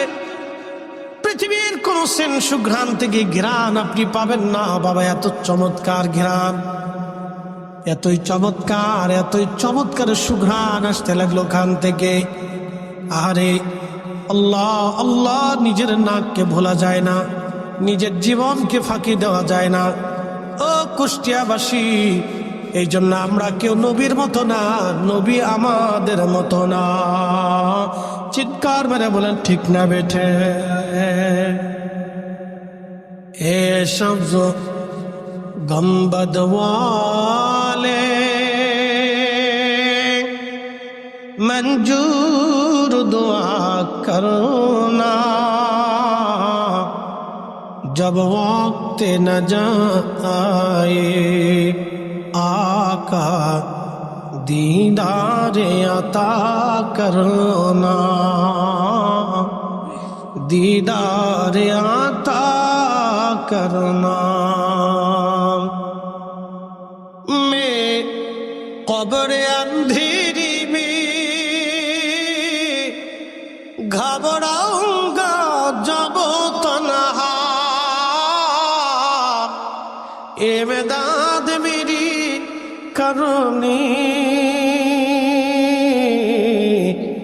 आ जाना रसूल अल्लाह, इमदाद मेरी करने आ जाना रसूल अल्लाह। বন্ধু, আর একটা ঘেরানের দিকে নিয়ে যাচ্ছি আপনাকে। সেই ঘেরানটা কোথায় গেলে পাবেন? পাওয়া গিয়েছিল কারবালায়। হযরত ইমাম হুসাইনের পবিত্র মাজার দুই জায়গা পৃথিবীতে। ওনার একজন ব্যক্তির দুইটা মাজার আপনি পাবেন পৃথিবীতে। একজন ব্যক্তি যার দুইটা মাজার আছে, তার নাম ইমাম হুসাইন। দেহ মুবারকের মাজার কারবালা, আর মাথা মুবারকের মাজার মিশরের আল আজহার বিশ্ববিদ্যালয়ের পাশে। আওলাদে রাসূল হুসাইনের মাথা, পবিত্র মাথার মাজার হলো মিশর আল আজহার বিশ্ববিদ্যালয়ের পাশে। আর একটা মাজার হচ্ছে কারবালার ময়দানে।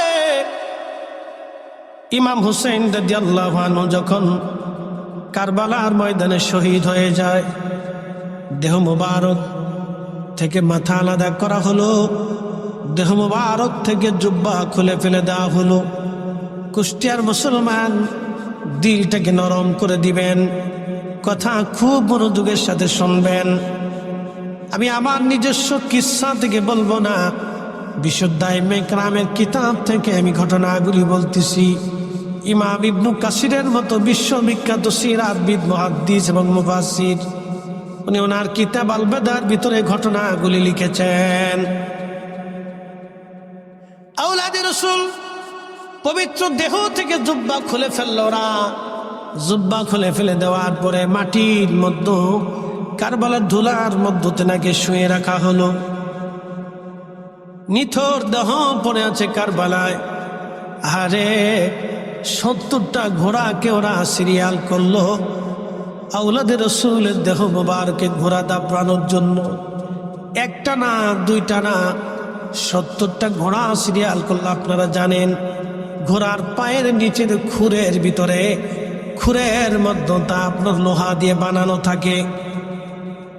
ওই খুরের আঘাতে আঘাতে বারে বারে যখন ঘোড়া দাবড়াইতে লাগলো, ঘোড়ার পায়ের আঘাতে আঘাতে ইমাম হুসাইন রাদিয়াল্লাহু আনহুর দেহ মোবারক থেকে গোশত চামড়াগুলি খসে খসে পড়তে লাগলো।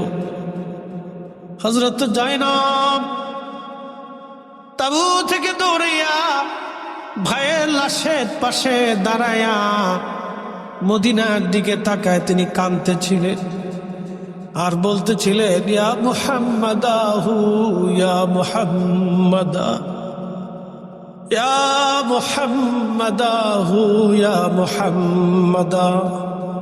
এই জন্য ইয়া রাসূলুল্লাহ বললে কেউ যদি মনে করে শিরিক হয়ে গেছে তাহলে তাকে এই ঘটনা জানতে হবে। হযরত জায়নব আওলাদে রাসূল ফাতিমা রাদিয়াল্লাহু আনহার কলিজার ধন, হযরত জায়নব রাদিয়াল্লাহু আনহা তিনি ভাইয়ের লাশের পাশে দাঁড়ায়া মদিনার দিকে তাকায় তিনি কাঁদতেছিলেন, ইয়া মুহাম্মাদাহু ইয়া মুহাম্মাদা ইয়া মুহাম্মাদা। নানা গো, কারবালার তুবালি বাতাস আপনার হুসাইনের শরীরে ধুলাবালিগুলি সরায়। নানাজি দেখেন আপনার উম্মতেরা আপনার হুসাইনের সঙ্গে কেমন আচরণ করতেছে গো নানাজি। মদিনার দিকে তাকায় তিনি কাঁদতেছিলেন। ইমাম ইবনে কাসির আল বেদায়ার মধ্যে বিশুদ্ধ সনদে ঘটনা লিখতেছে, ইবনে আব্বাস তিনি কাবা শরীফের সঙ্গে হেলান দিয়ে ঘুমিয়ে পড়েছিলেন আসরের নামাজের পরে। যদি কোনোদিন যান কাবা শরীফের ঘরের সঙ্গে তিনি হেলান দিয়ে বসা ছিলেন, ঘুমিয়ে পড়েছেন। স্বপ্নের ঘরে ইবনে আব্বাস দেখতেছেন আল্লাহর নবীর হাত মুবারকের মধ্যে রক্ত দেখা যায়, নবীজির দাড়ি মুবারকের মধ্যে ধুলাবালি, চুল মুবারকের মধ্যে এলোমেলো, জুব্বায় ধুলাবালি লাগানো। আল্লাহর নবী কাঁদতেছিলেন আর মক্কার দিকে দৌড়ায় দৌড়ায় আসতেছিলেন। ইবনে আব্বাস বলতেছেন স্বপ্নে, ইয়া রাসূলুল্লাহ জীবনে কোনোদিন আপনাকে এইভাবে কাঁদতে দেখি নাই। আপনার গা মুবারকের মধ্যে ধুলাবালি কেন, জুব্বায় ধুলাবালি কেন, চুল দাড়ি মুবারক কেন এলোমেলো? নবীজি আপনি এইভাবে কাঁদেন কেন? আপনার চক্ষু মুবারকে পানি কেন?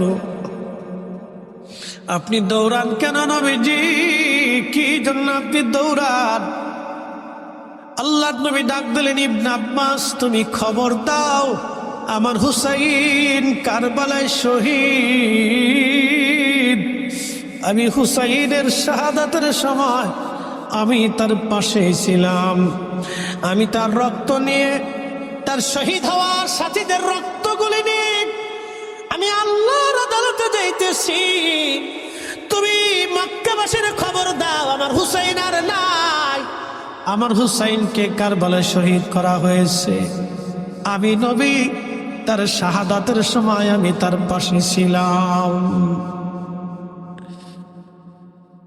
मैं कब्र अंधेरी में घबराऊंगा जब तन्हा, इमदाद मेरी करने आजाना रसूल अल्लाह, इमदाद मेरी करने आजान रसूल अल्लाह। रोशन मेरी तुरबत को लिल्लाह जरा करुणा, जब वक्त नजात आए आका दीदारे अता करना दीदारे अता करना।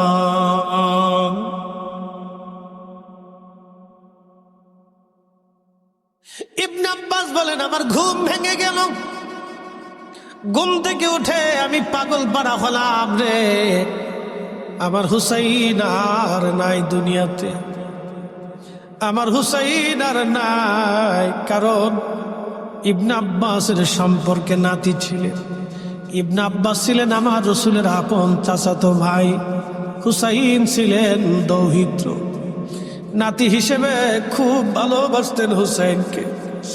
ইবনে আব্বাস বলেন আমি পাগল পাড়া হইয়া মক্কার অলিগলি দিয়ে দৌড়ায় বলি, শুনছো মক্কাবাসী, আমার হুসাইন নাই, আমার হুসাইন কারবালার শহীদ, আমার হুসাইন আর দুনিয়াতে নাই রে। সারা মক্কার মানুষ হেরেমে এসে তারা কান্না শুরু করলো। ইবনে আব্বাস তুমি সংবাদ কেমনে জানো? ইবনে আব্বাস বললেন শোনো, আমি কামার সঙ্গে হেলান দিয়ে ঘুমায় পড়ছিলাম, আমার নবী আমার স্বপ্ন দেখাইছে। নবী বলছে মান রানি ফিল মানামি ফাকাদ রাআল্লাহ, রাবাহুল বুখারী, যে আমার স্বপ্ন দেখলো বাস্তবে আমি নবী দেখলো, আমি নবী নিজে আসি, ছবি আসি না, আমি নবী নিজে আসি, আমি নবী নিজে আসি। তার মানে বোঝা গেল আমাদের নবী এখনো উম্মতের মাঝে আসে, আসে স্বপ্নে আসে, হাকিকতে নবী এখনো আসে। কথা বলেন ঠিক না বেটে? আমি দেখি না সেটা আমার চোখের দোষ, আমি দেখি না সেটা আমার অন্তরের গুনাহ, আমার নিজের হাতের রুজির কারণে আমি দেখি না। কিন্তু যারা আশিক, দিলওয়ালা, চক্ষুওয়ালা, তারা দেখে নবী আশিক। একসাথে বলা যাবে কি আল্লাহু আকবার। হুসাইন রাদিয়াল্লাহু আনহুর দাফন মাটির মধ্যে গেড়ে রেখে দিয়ে তারা চলে গেল। আরো একটা কাজ তারা করলো, ফরাত থেকে পানি এনে সারা কারবালার মাঠ ভরে ভরে পানি দিয়ে মাটিগুলি সমান করে তারা দিয়ে গেল, যাতে বোঝা না যায় হুসাইনের রওজা কোন জায়গা আছে। পৃথিবীর মানুষ হুসাইনের কবর যাতে খুঁজে না পায়, সেই জন্য তারা মাটি দিয়ে পানি দিয়ে সমান করে দিল। বহুদিন পার হলো, কিছুদিন পার হওয়ার পরে বেদুইন এক আল্লাহর বান্দা আশিক রাসূল, বেদুইন মরুভূমিতে বসবাস করত, সে জানতে পারছে কারবালাতে হুসাইন শহীদ হয়ে গেছে। ওই বেদুইন সুদূর মরুভূমি থেকে দৌড়ায় দৌড়াইয়া কারবালা এসে কারবালার মানুষকে জিজ্ঞাসা করে, কারবালাবাসী শুনছনি, বলবানি আমার হুসাইন শহীদ কোন জায়গা তাকে দাফন করা হয়েছে বলো। আমি তো তারে দেখি নাই, কিন্তু তার মাজার আমি একটু জিয়ারত করে চলে যাব। কারবালার মানুষ বলতেছিল, বেদুইন সারা কারবালার মাঠে হুসাইনকে খুঁজে পাওয়া সম্ভব না, কারণ তারা তার কবরে শুধু দেয় নাই, ফোরাত থেকে পানি এনে সারা কারবালার মাঠ দিয়ে পানি ভরে সমান করে দিয়ে একেবারে কারবালা সমান করে দিয়ে গেছে। কবরের চিহ্ন হারিয়ে গেছে, আমরা কারবালাবাসী বলতে পারবো না তাকে কোথায় দাফন করা হয়েছে, কারণ যখন দাফন করা হয় তখন ছিল রাত্রিবেলা, তারা অন্ধকারেই তাকে দাফন করে চলে গেছে। বেদুইন ডাক দেখায়, কারবালাবাসী বলতে যদি নাই পারো তাহলে শোনো, আমার রসুল বলেছে আল হাসানু ওয়াল হুসাইনু সাইয়্যিদা শাবাবি আহলিল জান্নাহ, হাসান আর হুসাইন জান্নাতের যুবকদের শিরোতাজ। তারা যেহেতু জান্নাতি, আমার মন বলে আর কবর থেকে জান্নাতের ঘেরান আসবে। একসাথে বলা যাবে কি আল্লাহু আকবার। কবর থেকে জান্নাতের ঘেরান আসবে, কবর থেকে জান্নাতের ঘিরান আসবে কবর থেকে। হায় হায় হায়, বেদুইন সারা কারবালা থেকে মাটি নেয়, নাকের মধ্যে লাগায়, মাটি নেয় নাকে লাগায়, মাটি নেয় নাকে লাগায়, খুঁজতে খুঁজতে আওলাদের রসুলের পবিত্র মাজার শরীফের মাটি যখন নিল, সাথে সাথে মাটির ভিতর থেকে ওই বেদুইন আল্লাহর জান্নাতের ঘিরান পেতে লাগলো। আখেরি সালাম লন ওহে নানা জান, আপনারি হুসাইন যায় কারবালার ময়দান। কারবালার ময়দানে যাইয়া দেব গলা কাটাইয়া, আর নয়া শিব ফিরে নানা, আর নয়া শিব ফিরে মদিনা মুকাম। আপনার হুসাইন যায় কারবালার ময়দান, আপনার হুসাইন যায় কারবালার ময়দান। মাটি নিয়ে নাকে দেয়, ঘিরান আসে। একসাথে বলবেন আল্লাহু আকবার। কি বিশ্বাস হয়নি আপনাদের? যারা বলেন হয়, যদি না হয় তাহলে আরো।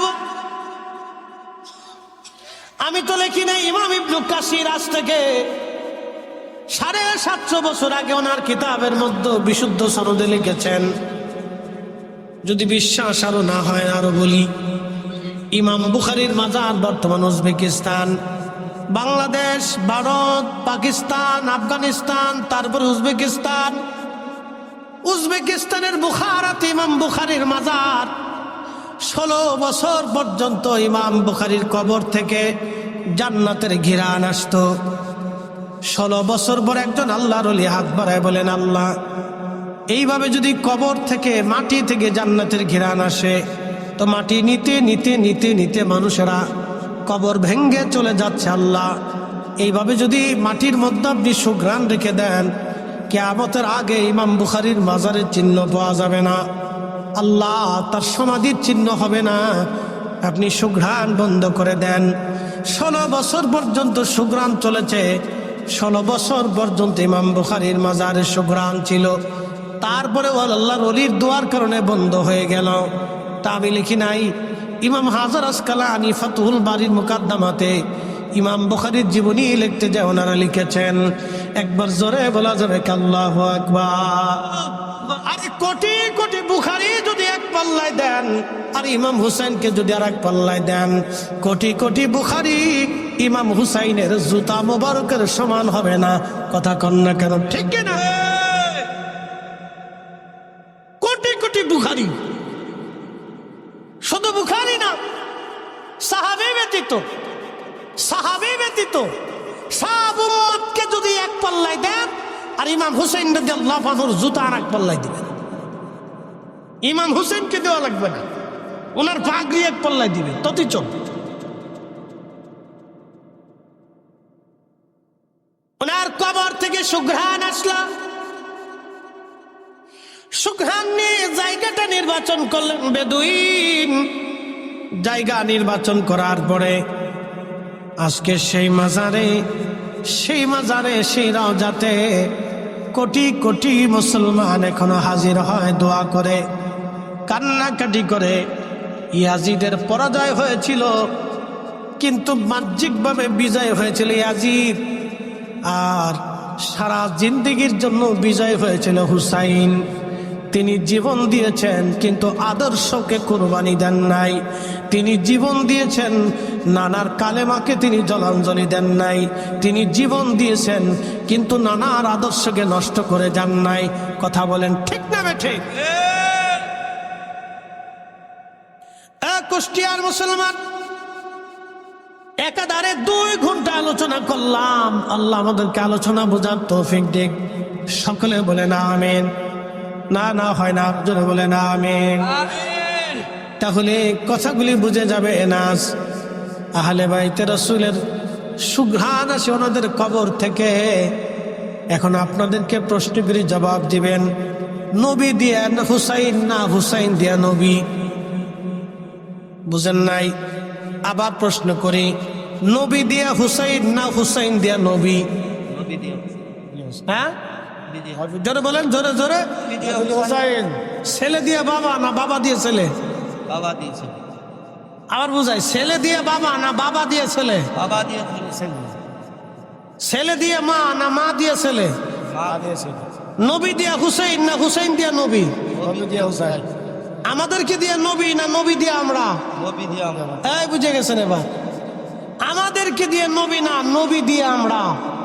এই জন্য রসুল মান, নবী মানলে আল্লাহ মানা হয়, নবীর পক্ষে থাকলে আল্লাহর পক্ষে থাকা হয়, নবীর শান গাইলে আল্লাহর শান গাওয়া হয়, নবীর দুরূদ পড়লে আল্লাহ খুশি হয়, নবীকে তাজিম করলে আল্লাহ তাজিম করা হয়, রসুলের ইজ্জত ছোট করে দেখলে আল্লাহর ইজ্জত ছোট করা হয়। হাত উঁচা করে বলেন ঠিক না বেঠে? বুঝে যাবেন তরিকা যারা গ্রহণ